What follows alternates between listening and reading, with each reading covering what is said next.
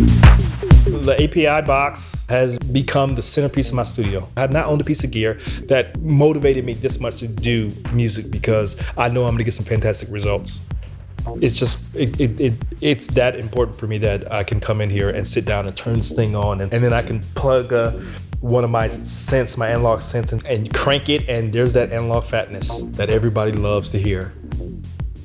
I'm from Detroit, and I do a style of dance music called Detroit Techno, and I've been doing it for about 24 years. And I live in LA right now, but I do a lot of traveling all over the globe, doing all these different parties and doing different music. And I'm here with API today because I bought one of their consoles. It's called The Box, and I'm here to tell you guys why I love it so much. It's really like brought sexy back to working in the studio for me.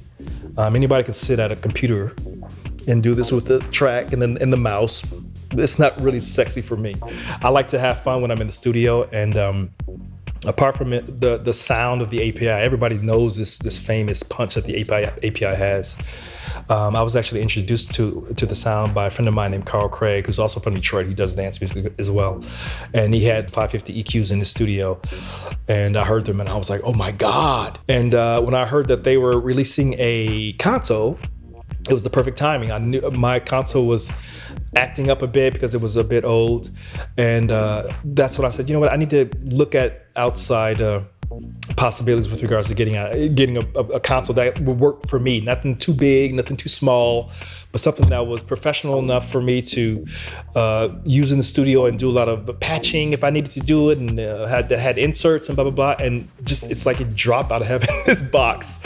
And I was one of the first ones on. I was like, oh my, I had to get this board. So I went in and I had a consultation on it, and I bought it like literally the next day, I believe. I do dance music, and that's one of the most important things that you want to do is punch in these clubs on these big, massive sound systems. So when I engage these EQs on these kicks and these bass lines, it's incredible.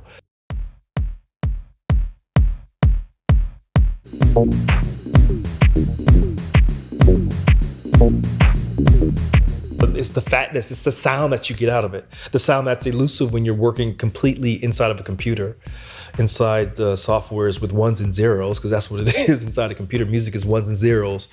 But when you get into a piece of gear like this and you're warming up your software synthesizers, you're coming out of the computer into the box console, you can tell. I mean, especially if you're going into one of the preamps and you crank that knob and you get that transformer saturation going and you engage that EQ, I mean, it just takes one channel to know exactly what you're missing. I mean, you have some good plugins out there that are, they sound really good, but I mean, still, when you have something else to compare it to, like the box, it's really not a question as to why. And the summing is amazing. I mean, I'm an old school fader guy. I like to grab faders.